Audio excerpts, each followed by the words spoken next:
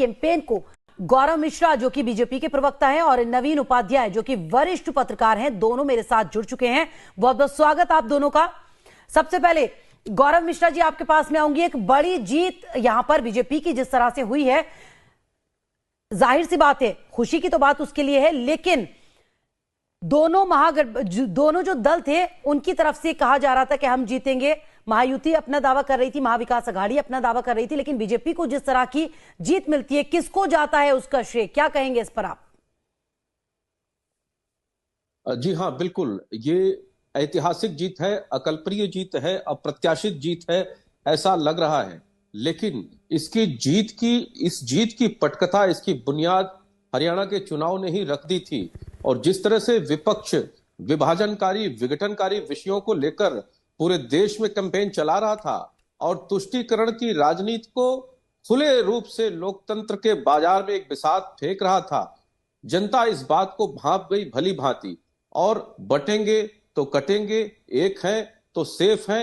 वहीं जब लक्ष्य बड़ा होता है, प्रधानमंत्री जी ने जब लक्ष्य दिया 2047 में देश को विकसित राष्ट्र बनाने का, तो स्वाभाविक है कि उसमें बहुत छोटे छोटे स्वार्थ बहुत नगण्य हो जाते हैं, उनका महत्व नहीं रह जाता है।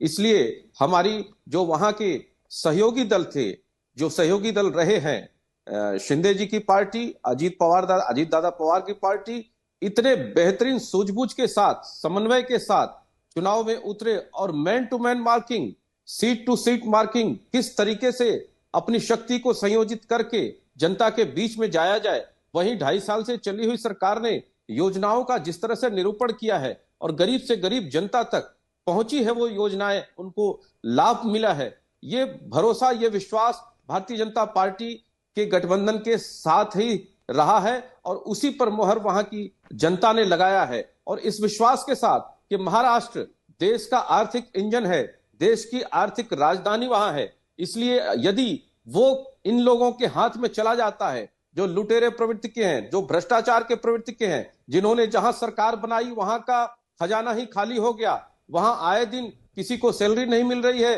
किसी चीज पर महंगाई थोपी जा रही है, कहीं टैक्स थोपे जा रहे हैं, यहां तक कि हिमाचल में तो शौचालय पर भी टैक्स लगा दिया गया। इस तरह के प्रवृत्ति के लोग जब राजनीति करेंगे तो स्वाभाविक है जनता उसे बर्दाश्त नहीं करेगी। जनता जनार्दन है और वो सही फैसला करती है, न्याय करती है। और ये जो न्याय है, ये दूरगामी न्याय है, ये सिर्फ एक चुनाव तक सीमित रहने वाला नहीं है।